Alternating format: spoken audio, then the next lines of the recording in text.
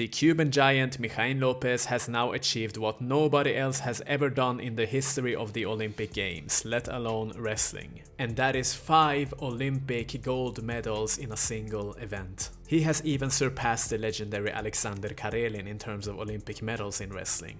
If that is not enough, he also broke the record as the oldest ever wrestling gold medalist.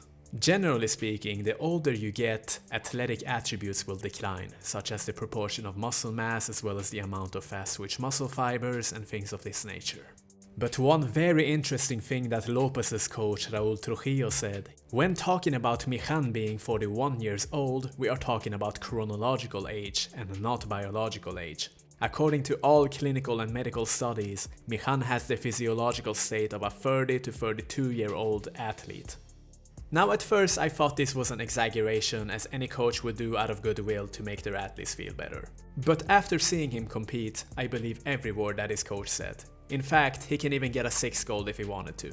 Despite being 41 years old, he absolutely ran through all of his opponents that were considerably younger than him. It was no match. Which begs the question, how is this possible? Generally, I try to be very careful when speaking of the role of genetics when it comes to sports success, because it's so open to misinterpretations and in general it's a very lazy argument. But the undeniable fact of the matter is that when it comes to athletic attributes in sports, such as body composition, muscle fibers, proportion of muscle mass to body fat ratio, speed, agility, endurance, and leverage, some people are just built different. They are just fortunate when it comes to the genetic lottery. Outliers exist for a reason, and despite Lopez not being as athletic as he once was in his younger days, he probably still enjoys a big head start in terms of athleticism.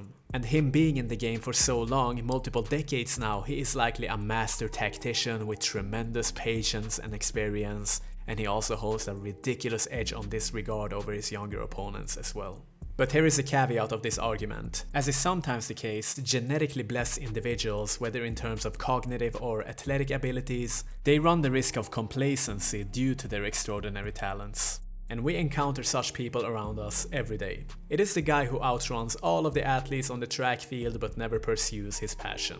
It is the girl who, despite studying very little, outperforms the rest of the class on the physics test, but ultimately ends up doing nothing with her potential. And then we have those genetically blessed, dedicated individuals that train and practice like madmen with an unbreakable consistency, and those are the Mijain Lopezes, the Serena Williams, the Mozarts, and the Einsteins of the world. Another thing we have to consider is the weight class. Generally speaking, the lighter the weight class is, the more it relies on twitch and explosive power and speed and reflexes, and the older you get, the first things that start to suffer significantly are your fast twitch muscle fibers and your motor unit recruitment, which are responsible for those very athletic attributes. And generally speaking, this is why I believe you don't often see older athletes in the lighter weight classes of combat sports, because those young guys, they are so twitchy and fast and they have great reaction times, and it's very competitive on that regard.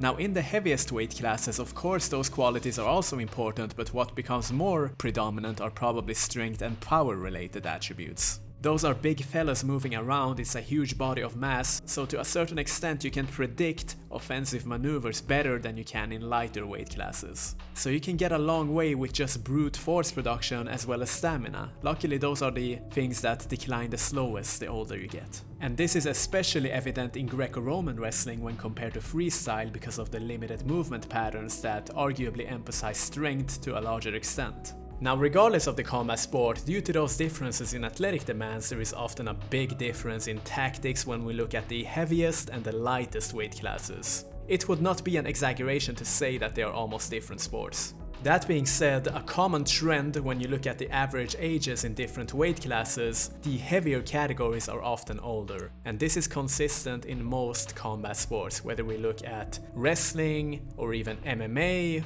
or boxing. Here's a table created in 2021 showing the oldest pro boxing world champions by weight class, and we can see the difference between the heavier and the lighter weight classes. So if I were the coach of an older, experienced athlete, how would I train them? Considering that they would have a decade or 3 worth of experience, we have to look at where the highest margin of improvement lies. And chances are they would be so experienced in terms of skills and tactics, like how much more can we improve this by practicing a takedown or a sprawl, for example? Of course those things must be entertained, but the highest margin of improvement lies in the physical plane at this point, the athletic plane. And due to athletic attributes declining so rapidly the older you get, it becomes even more important to preserve those and improve them by strength and power training as well as suitable endurance formats. As is often the case when we look at quote older athletes in various combat sports, this is exactly what they do. They invest heavily in physical preparation. Sadly, there is not a lot of footage of Mijain Lopez strength and conditioning routine, but I would assume he invested pretty heavily in that leading up to this Olympic Games.